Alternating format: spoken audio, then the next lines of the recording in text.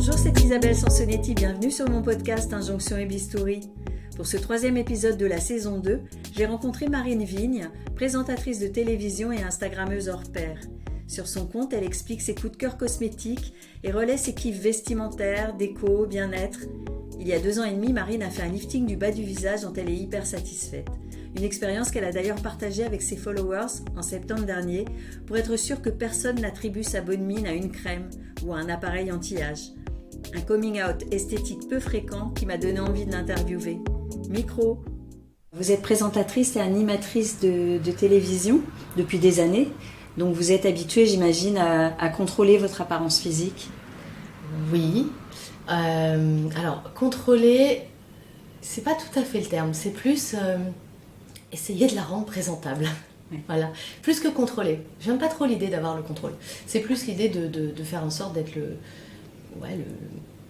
plus agréable possible à regarder, en fait, parce que c'est de la télévision, pas de la radio ou un podcast. C'est sûr. Voilà. Mais ça met la pression, du coup. Oui et non, en fait, parce que moi, je me mets pas la pression par rapport aux autres, je me mets ma propre pression. C'est-à-dire que la pression que je vais pouvoir ressentir, c'est si je me sens pas bien dans la tenue que j'ai choisie, ou que mes cheveux se mettent pas bien, ou que j'ai pas ma bonne maquilleuse et que j'aime pas comment je suis maquillée. C'est plus moi avec moi que les autres. En fait, quand on fait des émissions, et notamment quotidiennes, du direct, il y a quelque chose sur lequel on apprend à lâcher. C'est ce que les autres vont penser, en fait. Il faut lâcher là-dessus. Sinon, tu passes ton temps à te morfondre, en fait. Les premières semaines de cette émission en direct, quand tu fais une boulette, tu fais une boulette. Hein, personne ne revient dessus. C'est coupé, on recommence. Non, t'as fait une boulette et tout le monde l'a entendu. C'est un peu du même acabit, c'est-à-dire qu'à un moment donné, au début, tu vas passer la journée à repenser à cette petite boulette que tu as faite. Et puis, en fait, avec le temps, t'as juste un petit pincement au moment où tu fais ta boulette et pouf, 10 secondes plus tard, c'est oublié. Et sur le physique, c'est un petit peu pareil aussi. Sur l'aspect, sur ce que je vais pouvoir rendre, je vais me dire, ok, aujourd'hui, je vois clairement que j'ai une sale gueule, mais c'est pas grave, je veux pas ne pas faire l'émission pour autant. Je la fais. Puis, de toute façon, demain, tout le monde aura oublié que j'avais une sale gueule aujourd'hui. Par exemple, ce matin, je me suis trouvé les yeux... j'ai pas beaucoup dormi parce que je me suis couchée tard et je me suis trouvé les yeux un peu fatigués. Alors, j'ai mis des tas de crèmes, des masques, des trucs pour essayer d'arranger le schmilblick. Et puis, quand je suis arrivée au studio, j'ai découvert que j'avais ma super maquilleuse qui allait m'arranger tout ça parce que j'ai pas toujours la même, mais là, en l'occurrence, celle qui était là est top. Et elle m'a arrangé tout ça en 2 temps, 3 mouvements. Donc, je suis pas toute seule non plus pour gérer ce physique à l'image. Alors, la médecine esthétique s'est incroyablement développée. Est-ce que c'est un passage obligé quand on travaille à la télé ? Oh non, je pense pas. Pas du tout un passage obligé.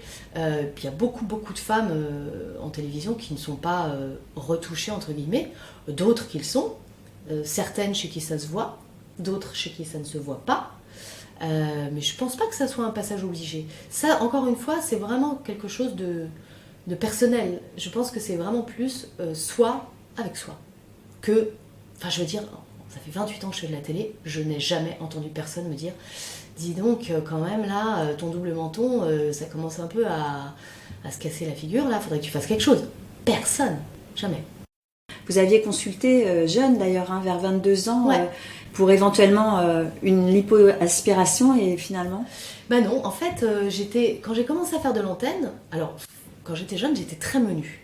Mais j'ai toujours eu ce truc parce qu'en fait c'est mon muscle qui est tendu un petit peu bas entre le menton donc et la glotte et ça crée un menton qui n'est pas très franc quoi. Quand j'ai commencé à faire de l'antenne, ça m'avait pas marqué avant. Je n'ai plus vu que ça. Et donc un jour je passe rentrant, j'allais toujours chez ma meilleure amie qui habitait dans le 17e et je note un jour que la porte d'à côté, il y a écrit « chirurgie esthétique ». Je prends rendez-vous, je vais voir cette personne, une femme charmante, qui me dit d'ailleurs, la première chose qu'elle me dit, vous faites un métier d'image. Parce que pour bloquer là-dessus, quand je vous ai en face de moi, c'est clairement que vous avez dû vous regarder sous toutes les coutures. Parce que personne dans votre état ne devrait venir me voir pour ça. C'est là qu'elle m'a expliqué la problématique et qu'elle m'a dit, mais on n'est pas sur une liposuction, c'est pas un excès de graisse, c'est votre muscle qui est tendu un peu bas et ça donne cet aspect. Alors après, je peux vous retirer un petit peu de graisse parce que tout le monde en a, Mais elle va revenir puisque elle a sa place à cet endroit-là. Donc les effets seront très provisoires. Donc c'est vrai que du coup, non, je n'y suis pas allée. Et pour le coup, je n'avais pas envie de faire cette grosse opération qui était l'alternative, où là, il fallait opérer, couper le muscle, le mettre plus haut, je sais pas quoi. Enfin, ça me semblait complètement... J'étais pas gênée à ce point-là. Ben, j'ai fait avec, voilà. Comme on fait souvent quand on a des petits défauts, des choses qui nous gênent, je pense que la première étape avant d'essayer d'envisager des choses, c'est... Enfin, en tout cas, de passer le pas, c'est d'essayer de s'accepter avec. Et donc, je me suis acceptée avec, et ça s'est bien passé, jusqu'à ce qu'avec l'âge, cette petite chose disgracieuse s'affaisse un peu. Et là, vraiment, j'ai commencé à me dire, c'est moche. Là, franchement, ça me gêne. Alors donc, finalement, vous n'avez pas fait d'opération au niveau du menton. Ce qui vous a dissuadé, est-ce que c'est la peur de l'opération, de l'anesthésie, ou alors la crainte que le résultat soit pas celui que vous souhaitiez? Alors, c'est ni l'un ni l'autre en fait, parce que j'ai pas eu peur, j'ai pas du tout peur de l'anesthésie. J'ai pas très peur dans l'absolu. Non, c'était plus le fait que ce soit vraiment quelque chose de lourd en fait. Et que je me suis dit, bon, quand même, à ce moment, il faut relativiser. J'avais 22 ans, j'étais plutôt mignonne. Ça ne nécessitait pas une intervention aussi importante en fait. Oui, parce que c'était surtout morphologique et après on sait qu'on peut pas tout faire non plus, ou alors on tombe, comme vous le dites, dans des interventions qui sont complètement délirantes en fait. Voilà, pour un résultat. C'est pour ça que j'y suis pas allée, parce que et d'ailleurs la chirurgienne avait été très claire, elle m'avait dit c'est une intervention délirante par rapport à votre aspect physique. Donc je l'ai pas fait. Et alors, c'est des sujets, la médecine ou la chirurgie esthétique, dont vous discutez notamment avec la maquilleuse, avec des consoeurs à la télé, ou avec vos amis, vos proches, ou pas, ou ça reste tabou? Parce qu'on a l'impression parfois que ça reste tabou aussi. Ah bah alors moi, pas du tout. Moi, j'en parle à tout le monde depuis toujours. Enfin, pas de ce que j'ai fait, mais je veux dire, dans l'absolu, c'est vraiment quelque chose que... Non, je n'en avais jamais fait avant. J'avais fait un petit peu de médecine esthétique. Oui, vous avez fait quoi en médecine esthétique? Des choses très légères, parce que j'ai fait une fois du Botox, et j'ai trouvé ça horrible. Ça m'a fait une tronche de dingue. Et je trouve globalement que le Botox dans le front fait une tête de folle. Parce qu'il se passe quelque chose en fait dans le principe de fixer les muscles du front.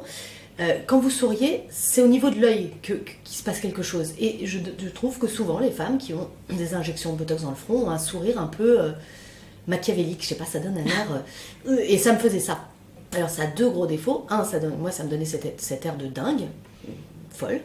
Et deux, ça me faisait briller le front. Donc je ne l'ai fait qu'une fois. Je n'avais pas suffisamment de rides pour faire des comblements à l'acide hyaluronique. Mais par contre, ma première connaissance, ma première vraie prise de contact avec la médecine esthétique, c'est pour une émission que je fais sur Teva, il y a 15 ans, qui s'appelait Les Aventures de Marine. C'était des enquêtes de société sur des sujets féminins, assez légers, en immersion. L'idée étant, à chaque fois, que je me mette dans la peau de la personne la journaliste qui se dit comment pourrais-je vieillir mieux, est-ce que je pourrais être une meilleure mère, voilà, des choses comme ça. Et en l'occurrence, j'avais fait ce numéro des Aventures de Marine sur vieillir en beauté. J'avais rencontré des femmes qui avaient subi des actes de chirurgie esthétique ou de médecine esthétique. À cette occasion, j'avais fait deux choses qui m'avaient assez intéressée. La première, c'était de l'acupuncture Aculift. C'est une sorte de lifting naturel du visage en stimulant les muscles paussiers, les muscles du crâne, etc. Mais bon, j'avais vite compris que c'était quelque chose qu'il fallait faire au début toutes les semaines, pendant un mois ou deux, puis ensuite tous les 15 jours. Puis bon, c'était beaucoup trop contraignant pour moi, je l'ai pas fait.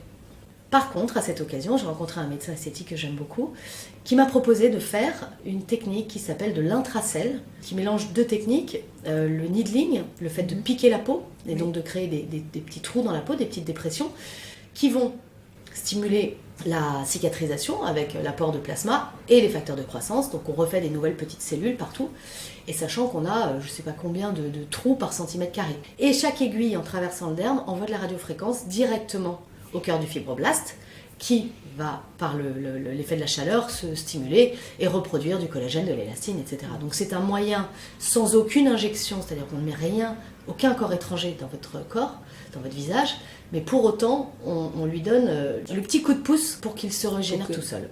Et ça, il faut faire plusieurs séances, on ne voit pas le résultat tout de suite, puisqu'il faut le temps justement que les petites cellules se réveillent, mais souvent, il faut 3 ou 4 séances espacées d'un mois, j'imagine. Alors au début, on parle de 2 séances, dans mes souvenirs, de 2 séances espacées d'un mois, et après c'est un entretien entre 6 mois et 1 an. Ça fait une peau de dingue. Après, sur le relâchement cutané, c'est un peu faiblard. Voilà. Mais j'ai fait ça pendant 10 ans, à raison d'une fois par an. C'était mon rendez-vous, mon truc esthétique. Et c'était la seule chose que je faisais. Alors j'ai des amis plus âgés que moi, toute une bande, qui entre eux 5 et presque 20 ans de plus que moi. Et des femmes magnifiques. Bon, la plupart ont fait peu de choses. Et parmi elles, j'avais une amie qui malheureusement est décédée, Alexandra, qui était magnifique, mais qui était très complexée par des petites bajoux. Et elle me disait toujours, il faut que j'arrive à faire entendre ça à mon mari, je veux faire un mini-livre. Et un jour, elle arrive, elle me dit, j'ai trouvé le gars, le médecin qui a fait le livre de Sophie Marceau. Ça nous a fait tellement rire, parce que c'est un mythe, hein. Personne au fond ne sait si Sophie Marceau a vraiment fait un mini-livre, ou plusieurs, ou pas. Et donc, elle me donne le nom de ses chirurgiens, que j'oublie. Parce que moi, à l'époque, elle en a 50 ou 51, moi j'en ai 44, 45, je me sens pas vraiment concernée par le truc. Mais je me dis, oui, bah, si un jour je dois passer par là, ou enfin, si ça va pas, je le ferai, parce que je trouve que c'est disgracieux, l'affaissement. Et en fait, complètement par hasard, alors que je n'ai pas pris de rendez-vous, rien, pas planifié de prendre un rendez-vous, je me retrouve un week-end dans un week-end, justement, à la campagne, chez des amis, et ce chirurgien esthétique est là. Un mec très sympa, on papote, blabla, on passe le samedi à rigoler et tout, et le dimanche matin, je me retrouve au petit-déjeuner avec lui. Et ça me revient que c'est celui dont Alexandra m'avait parlé. Et je suis au petit-déj avec lui, et je lui dis, écoute, excuse-moi, je voudrais t'embêter 2 minutes, voilà, il paraît que tu as fait le mini-livre de Sophie Marceau. Autant vous dire qu'il ne me répond pas, hein, bien sûr. Oui. Ah bon ? Ah, j'ai fait ça. Oui, c'est une question de déontologie. Évidemment, évidemment. Secret médical, donc il ne me répond absolument pas. Ah, j'ai fait ça, d'accord. Bon, je lui dis non, parce que voilà, je voulais t'en parler, regarde, moi, qu'est-ce que tu en penses ? Je trouve que ça commence un peu à se casser la lunette, c'est pas très esthétique et tout. Et là, le mec est en face de moi au petit-déj et me dit, ah, j'en pense que ce serait parfait. Et là, je me dis, merde, je m'attendais à ce qu'il me dise, t'es peut-être un petit peu jeune, reparlons-en dans 2-3 ans, tu vois, ou quelque chose, quoi. Mais non, le mec me dit que ce sera parfait. Donc là, je suis un peu estomaquée. Et je lui dis, mais pourquoi ? Il me dit, mais parce que tu as les indications idéales. En effet, tu as un affaissement. En effet, tu as un double menton. Mais par contre, tu es jeune. Tu as une peau qui n'est pas très ridée, donc ça ne va pas créer un grand déséquilibre. Tu vas cicatriser bien et vite. Et ça va tenir plus longtemps. Et là, j'accuse à nouveau le coup. D'accord, ok. T'es sûr que je suis pas trop jeune ? J'avais 47 ans à l'époque. Et il me dit, en fait, la question qu'il faut que tu te poses, c'est est-ce que tu as envie d'être bien maintenant ou est-ce que tu as envie d'être bien dans 10 ans ? Voilà, à partir du moment où tu as la réponse à cette question, tu sais ce que tu veux faire. Ah oui, là, en effet, là, pour moi, c'était l'argument implacable. À quelle heure j'ai envie d'être bien ? Maintenant, tout de suite, en effet, pas dans 10 piges. Donc là, je me suis mise à réfléchir très vite en termes de comment je peux faire ça. Oui, parce qu'à la télé, voilà. Il y a un laps de temps quand même où vous n'êtes pas censé être devant les caméras quand vous avez fait une intervention, sinon ça se voit trop. Hein. Donc je lui dis, mais on a combien de temps d'exclusion après un mini-livre avec toi ? Et il me dit 1 semaine. Je lui dis, c'est-à-dire au bout d'1 semaine, je peux prendre le boulot, personne ne le verra. Il me fait, si tu plantes tes oreilles, parce que les cicatrices sont dans les oreilles, personne ne le verra. Parce qu'on est bien d'accord, ce que vous appelez le demi-lift ou le mini-lift, c'est le cou et l'ovale. Le lift du bas du visage. Du bas du visage. Moi, c'était surtout ovale, parce que j'avais pas du tout le cou abîmé. C'était vraiment 2 petites bajoux et le plouch ici. Là, sous le menton, juste sous le menton. Quand est-ce que je peux faire ça ? J'ai réfléchi, parce que moi, j'ai quand même cette émission quotidienne, je suis à l'antenne tous les jours. J'ai peu de répit, sauf pendant les grandes vacances. Parce qu'il me dit il me dit 1 semaine, mais véritablement 3 semaines, pour que tout soit impec. Mais au bout d'1 semaine, tu peux sortir, les gens ne voient pas que tu l'as fait. Donc, il me fallait 3 semaines devant moi. Et là, pile poil à ce moment-là, j'avais, à cause du Covid, le Tour de France était décalé en septembre, et j'avais 3 semaines de liberté devant moi, ce qui n'arrive jamais. Et donc là, je l'ai regardé, je lui ai dit, ok, j'ai 3 semaines, mais j'ai pile poil 3 semaines, c'est-à-dire il faut que tu m'opères là. Et il m'a dit, je t'opère cette semaine. Donc voilà, je suis allée voir le lundi dans son cabinet pour valider quand même le diagnostic, enfin... Oui, puis faire le devis, le consentement, normalement Exactement. il y a 15 jours. Bon là c'était... Oui, mais c'est de ma faute. C'est de à ma la faute, télé, je l'ai un peu poussé parce que j'avais pas le temps d'attendre. Puis bon, je pense qu'il a clairement compris. Je suis vraiment pas quelqu'un de compliqué, hein. J'étais à fond sur le truc, quoi. J'ai dit tout de suite, ok, c'est parti mon kiki. Je l'ai dit à tout le monde, hein, à la maison, à la campagne. Oui. Mon mari, mes filles, les copains qui étaient là, tout le monde l'a su. J'en ai pas du tout fait un mystère. Et leur réaction? Ils étaient tous un peu morts de rire. Mon mec m'a dit, t'es complètement folle. T'es complètement folle. Je lui ai dit, non, tu vois bien que je suis pas folle, tu vois bien que j'ai ça, là. Et il m'a dit, oui, mais enfin bon, ça va. Je lui ai dit, mais non, ça va pas, ça me gêne. C'est moi avec moi, ça me gêne. Moi, il m'a dit, si tu veux. Putain, ça n'a pas intérêt à être raté, hein. Moi, je suis pas inquiète. J'estime en plus que la peur n'évite pas le danger, donc ou on fait rien, on reste figé à attendre toute sa vie des choses qui vont jamais arriver, ou on les provoque, ou on y va, ou on se lance. C'est un peu plutôt ma philosophie, quoi. Donc le lundi, me voilà dans le cabinet. Il fallait tous les trucs, en effet, on fait mais le devis c'était après. Les photos avant-après. Il me fait les photos et il me fait ce truc, comme ça il relève, il met 2 doigts au niveau des oreilles et au niveau de la mâchoire et il tire pour me montrer ce que ça va donner.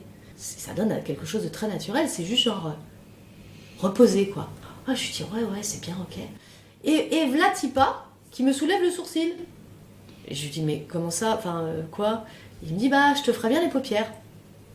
Je lui dis les paupières, mais elles ont rien mes paupières, elles sont bien mes paupières, ça m'avait jamais choqué. Et il me dit tire lâchement, il me dit rien de méchant, mais le problème c'est qu'une fois que je t'aurai fait ton mini-lift, tu ne verras plus que ça. J'ai pas envie que tu reviennes me voir dans un an, je préfère tout te faire d'un coup. Bon, ok, d'accord. Bon, là, en fait, je me suis vraiment laissée porter par son avis, son regard. Et puis, j'ai parlé avec son assistante qui m'a aussi... qui a rassuré les quelques inquiétudes que je pouvais avoir, quoi. C'est-à-dire qu'elle m'a dit, ce mec est un magicien. Personne ne verra que t'es liftée, tout le monde verra, par contre, que t'es reposée, fraîche, voilà. Et c'est ça, en fait, que je cherchais, c'était le côté fraîcheur, ce côté, j'ai pas envie de perdre 20 ans, d'ailleurs j'ai pas perdu 20 ans, mais d'avoir un physique un peu plus tonique, qui je trouve, du coup, est plus à l'image de ce que je ressens dans ma tête, quoi. Ouais. Et alors, comment vous avez géré les suites? La première semaine, c'est assez difficile. Oui, alors moi déjà, l'opération, donc j'adore l'anesthésie générale. Faut le savoir, j'adore ce moment où on m'endort, où on me dit pensez à un endroit sympa, l'anesthésiste me caressait la tête, c'était le pied. Et puis quand je me suis réveillée, j'avais une espèce d'œuf de Pâques autour de la tête comme ça. Bon, j'étais un peu dans le gaz, j'ai fait des photos pour envoyer aux copains, dire je suis vivante, tout va bien. Et puis très rapidement j'ai été malade, parce qu'en fait l'anesthésie générale me fait vomir. Ah oui. Donc j'ai eu une petite soirée comme ça, pas fastoche. Et puis le lendemain matin, je suis sortie, mon mari était pas là, donc c'est mon amie Clarisse qui est venue me chercher, qui m'a ramenée à la maison. J'étais un peu gonflée, mais finalement le plus impressionnant c'est les yeux. Parce que les yeux on fait vraiment du cocard. L'ovale du visage, il est déjà nickel. Après, on a un peu d'œdème sur les côtés, autour des tempes, des oreilles, ça gonfle un petit peu. Ça dure 4-5 jours. Et alors moi, je suis restée chez moi.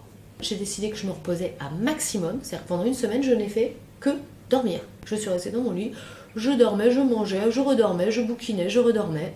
J'ai suivi un protocole de phytothérapie pour aider la cicatrisation. J'ai pris aussi de la vitamine C, très très bonne pour la cicatrisation.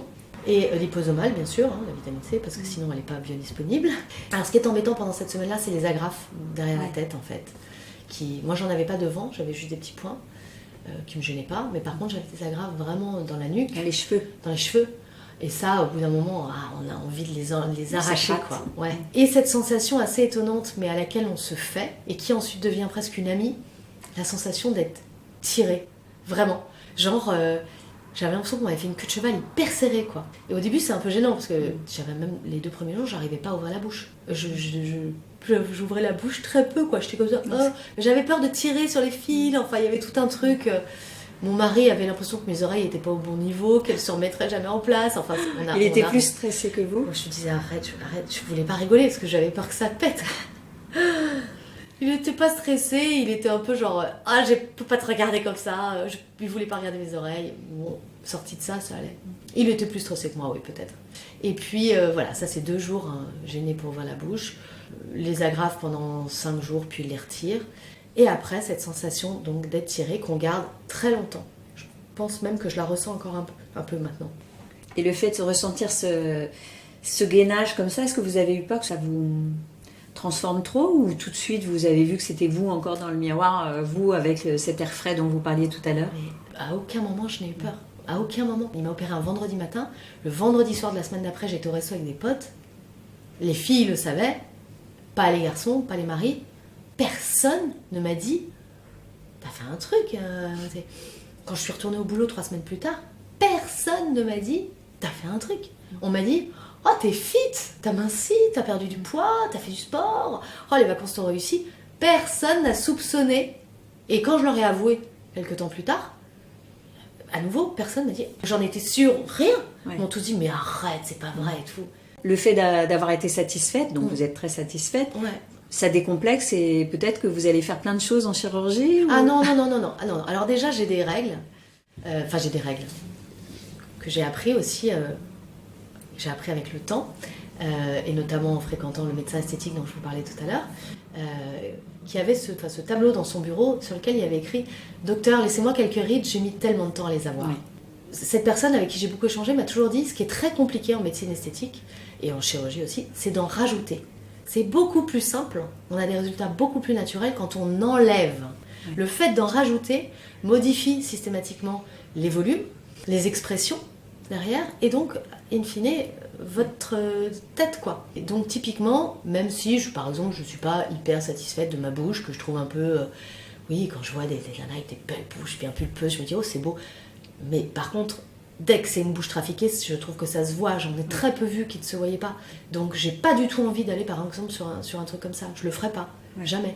Et donc, non, d'ailleurs, j'ai pas envie de retoucher quoi que ce soit d'autre. En revanche, si je dois refaire un mini-livre dans 10, 15, 20 ans, bon, peut-être que dans 20 ans, je m'en ficherai complètement, d'ailleurs, je me le souhaite, mais je le referai. Pourquoi vous le souhaitez ? Bon, parce que, à un moment donné, c'est agréable aussi de lâcher prise sur son physique, peut-être. Et alors, vous vouliez un résultat naturel, qui ne soit pas soupçonnable, et en fait...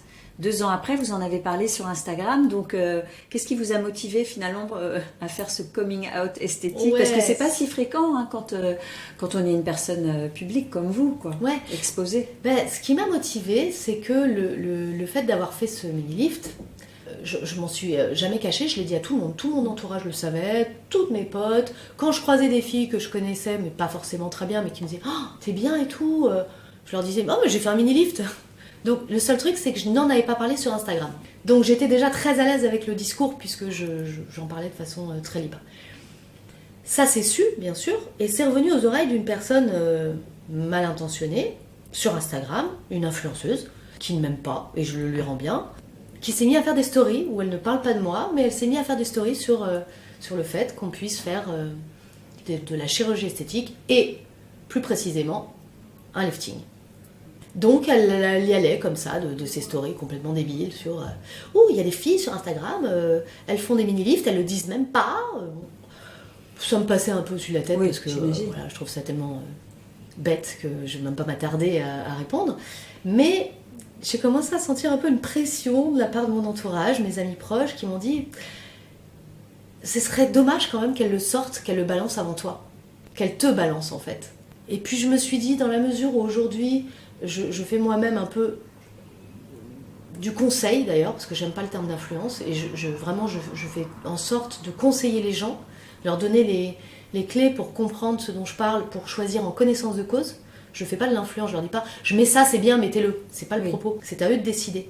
Maintenant que je fais aussi pas mal de choses esthétiques, des cosmétiques notamment, je me suis dit c'est important peut-être de leur dire aussi la vérité, qu'ils n'aillent pas s'imaginer que... c'est la crème. Que c'est la crème qui m'a rendu l'ovale comme ça, quoi.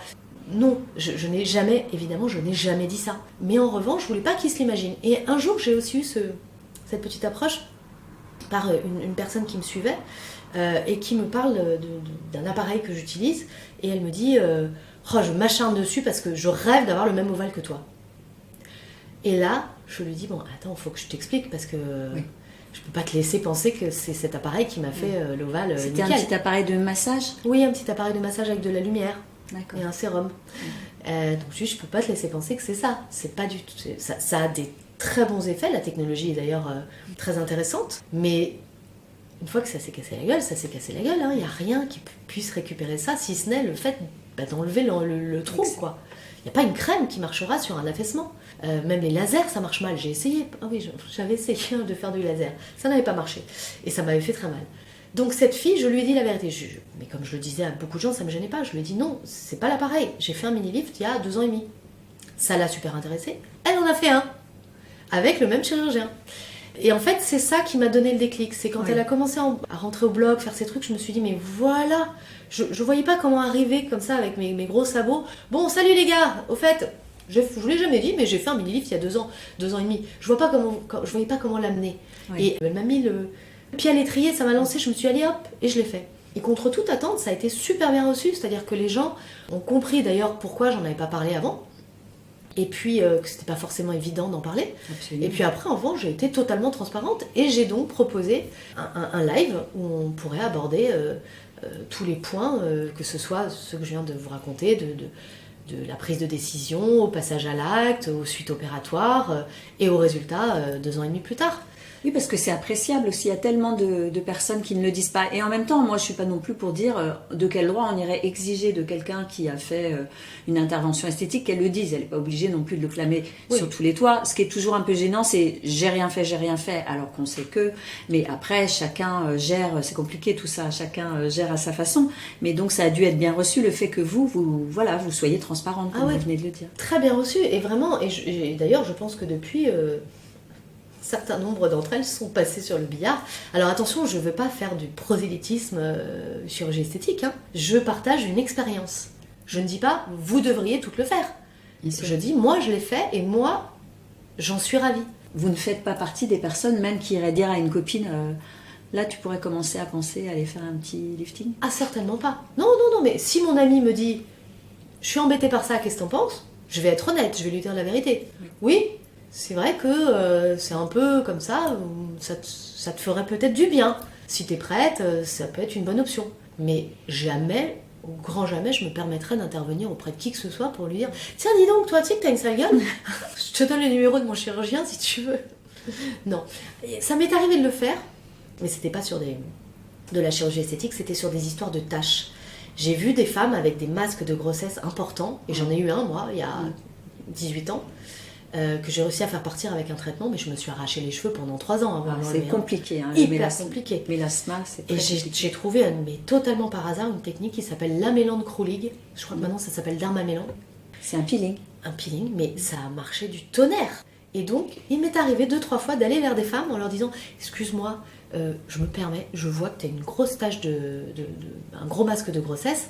Si ça t'intéresse, j'ai fait un truc, ça a marché super bien. Donc voilà, je suis là, si ça t'intéresse, tu me fais signe. » Vous avez eu de la chance parce que parfois il y a des rebonds, mais vous avez raison, c'est une des choses qui marche le mieux. Après, chacun a une peau différente, mais ça atténue beaucoup en tout cas. Ouais. Après, il ne faut pas se remettre au soleil, c'est tout le problème. C'est toujours le même problème. Mais moi, je m'y suis remise avec du SPF 50.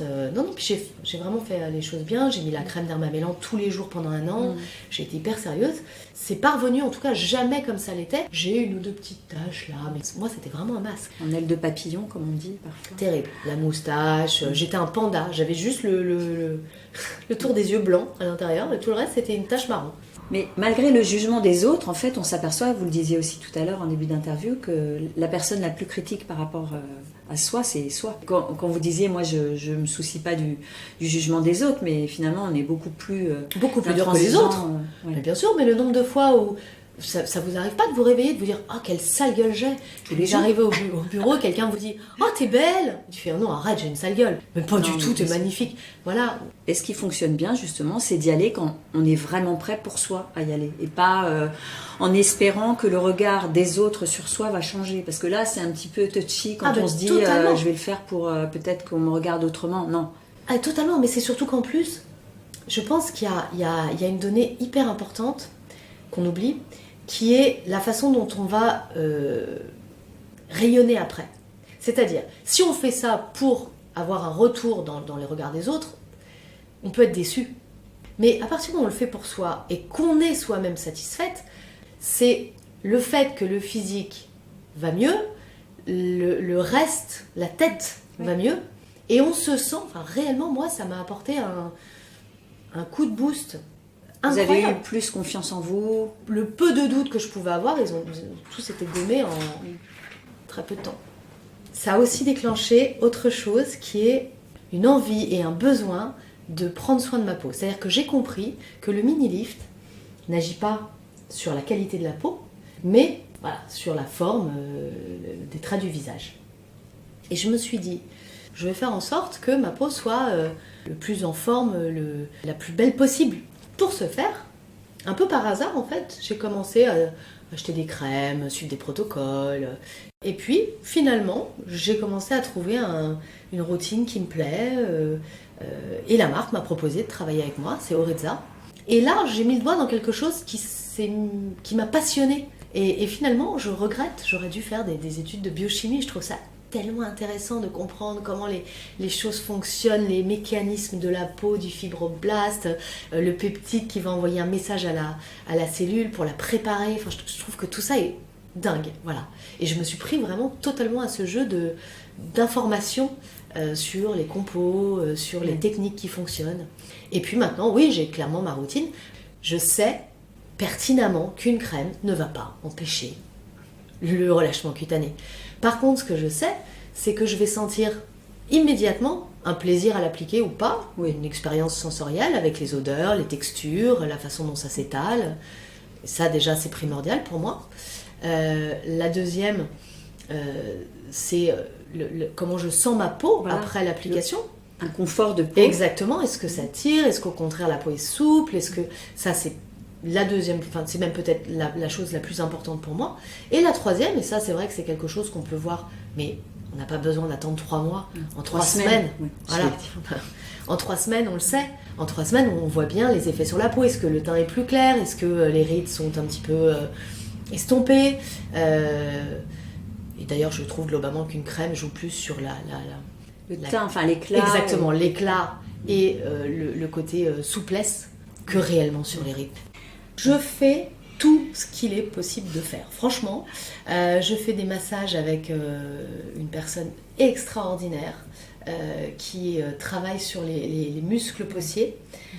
Donc une stimulation globale, c'est-à-dire qu'on sort de son massage qui dure 1h45, on a des courbatures au visage. Oui. Parce qu'elle vous demande de tenir des positions pendant qu'elle fait ses gestes à elle. L'idéal, c'est de le faire une fois par mois. Maintenant, moi, j'ai peu de temps, donc je le fais plutôt une fois tous les 3 mois. Je fais par ailleurs des injections de biorevitalisation, super bien. Alors ça consiste dans le fait d'injecter un cocktail de vitamines, A, B, E, C et de l'acide hyaluronique non réticulé. Donc pas un acide hyaluronique de comblement, un acide hyaluronique de nutrition. Et ces produits sont injectés sous forme de mésothérapie en fait dans la peau. De temps en temps, je peux faire une petite injection dans la raie du lion qui était un peu marquée, voilà. Et c'est hyper naturel, ça ne se voit pas.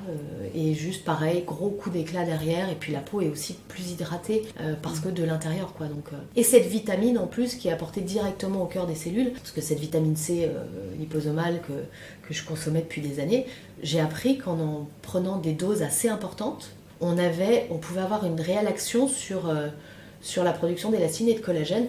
La vitamine C est un précurseur de collagène. C'est un truc magique et en plus on est sur une antioxydation majeure et ça quand on est au soleil, en fait c'est tous les effets du soleil qui sont absolument délétères et moi cette année j'y ai vraiment paré en prenant de juin à septembre 3 grammes de vitamine C par jour et j'ai vu les effets sur ma peau et sur une peau extrêmement exposée au soleil. Pour en revenir à votre lifting, vous avez 2 filles. Quelle a été leur réaction quand vous avez dit je vais me faire opérer? Est-ce qu'elles ont eu peur ou est-ce qu'elles ont manifesté une quelconque... Eh bien, contre toute attente, pas vraiment. En fait, oui, elles ont eu un petit peu peur parce qu'on se dit toujours j'espère que ma mère va pas changer de tronche, quoi. Bien sûr, que je vais la reconnaître, que mes amis, que ça va peut-être pas trop se voir parce qu'elles n'ont pas envie non plus de s'afficher comme ça auprès de leurs amis. Dis donc, la mère de Tess, elle a fait le ravalement de façade. Donc, je pense qu'elles avaient peur de ça, toutes les deux. Mais par contre, on est une famille où on parle beaucoup. Et donc, il y a aussi un super grand respect des choix des unes et des autres, et des uns et des autres avec mon mari. Et Voilà, elle m'a dit, c'est ton corps, tu fais ce que tu veux, si tu as envie de le faire, c'est pas moi qui vais te dire, t'es folle, le fais pas, tu le fais si tu as envie de le faire. Donc je l'ai fait. Et maintenant, en fait, elle trouve le résultat super bien. Alors la plus petite, par exemple, est très mignonne, elle me dit, mais t'étais très belle avant, c'est super chou, mais elle me dit, c'est mieux. Sur votre compte Insta, vous parlez aussi de vêtements. Vous avez d'ailleurs cofondé une marque qui s'appelle Love and Let Die avec une amie. Vous présentez aussi vos coups de cœur déco. Et vous avez récemment publié une vidéo de vous sautant sur un mini trampoline, ce qui est effectivement bénéfique et ludique. J'avais moi-même testé. Donc pour vous, se sentir bien dans sa peau et dans son âge, c'est pas seulement se soucier de sa bonne mine. Ah non, mais je pense que c'est une globalité. Et avant toute chose, c'est la tête. Vraiment, c'est marrant de dire ça pour une personne qui a donc subi et qui subit encore tout plein de choses et pour être mieux extérieurement. Mais pour moi, la clé, c'est de se sentir bien intérieurement. Si le fait de faire des choses pour être mieux extérieurement vous permet de vous sentir mieux intérieurement, alléluia, c'est déjà le commencement. Et ensuite, pour moi, ça se limite pas au simple visage. C'est une silhouette, c'est une apparence globale, c'est une allure en fait. Bon, après, je trouve que quand on est plutôt fit, fine et musclée, les vêtements tombent mieux, tout est plus. Je trouve que les choses sont plus jolies. Par exemple, j'ai très peu de poitrine, j'ai jamais ressenti le besoin d'avoir de plus gros seins parce que ça me convient très bien et je trouve que les vêtements sont plus jolis sur des petites poitrines que sur des grosses poitrines, donc je ne viendrai jamais à l'idée de me refaire faire les seins pour ça. En tout cas, mes standards de beauté en effet sont des femmes féminines mais avec des formes mais plutôt fines et surtout musclées, gainées, Tonique, exactement. Et donc je fais du sport, c'est à la fois pour mon entretien physique mais à la fois pour mon entretien mental, ça fait du bien à la tête aussi. Ça et les projets. Ouais, évidemment, des projets, bien sûr, toujours important. Je veux dire, c'est ce qui nous anime. Et je trouve d'ailleurs que d'avoir 50 ans, c'est un vrai un terrain de jeu, en fait. Ça ouvre un champ des possibles. Quand les enfants grandissent, qu'on a moins à s'en occuper, qu'on retrouve un peu sa vie de femme, ses envies, faire les choses qu'on a envie de faire. Voilà. Quand on est maman, on a beau adorer nos enfants, quand on va au parc pour la regarder faire de la balançoire pendant 3 plombes, on s'ennuie. Il y a ce sketch de Foresti, mais c'est tellement moi, je me suis tellement saoulée au parc là toute seule. Fallait absolument que j'ai une copine, comme ça on se racontait des conneries. Mais tout ça c'est terminé. J'aime cette liberté, j'ai l'impression d'avoir la même énergie que quand j'avais 30 ans en fait. Je me sens pas moins bien physiquement. Donc c'est bien d'avoir 50 ans. Mais j'adore avoir 50 ans, je me sens vraiment mieux que jamais. Je me sens mieux que quand j'en avais 25, mieux que quand j'en avais 30 et mieux que quand j'en avais 40. J'adore mes 50 ans. C'est un super message. Mais ouais, et j'espère surtout que je suis pas la seule dans ce cas et que je vais, et que ça puisse parler à des femmes qui vont arriver à cette période-là, qui peut être aussi un petit peu compliquée, mais il y a des solutions, il y a des choses à faire, il faut jamais lâcher l'affaire, il faut jamais se dire c'est mort. Et il y a toujours une solution qui vous conviendra, quelque chose qui va vous aider à vous sentir mieux, et derrière à embrasser cette nouvelle période de la vie d'une femme qui peut être extraordinaire. Écoutez, merci Marine. Mais merci Isabelle, merci à vous. Merci beaucoup Marine d'avoir partagé avec nous votre expérience et votre énergie communicative. Chères auditrices et auditeurs, merci d'être de plus en plus nombreux à écouter ce podcast. N'oubliez pas de laisser un commentaire sur le compte Instagram Injonction et Bistouri, de vous abonner et de partager le lien bien sûr. Vous désirez témoigner ou vous aimeriez que je consacre un épisode à telle ou telle intervention esthétique, chirurgicale ou médicale, contactez-moi sur ma messagerie. Et si vous souhaitez en savoir plus sur le lifting, il y a plein d'infos dans mon livre « J'y vais pas » publié chez Jean-Claude Lattès. Et à vos écouteurs dans 2 semaines pour un nouvel épisode sans retouche.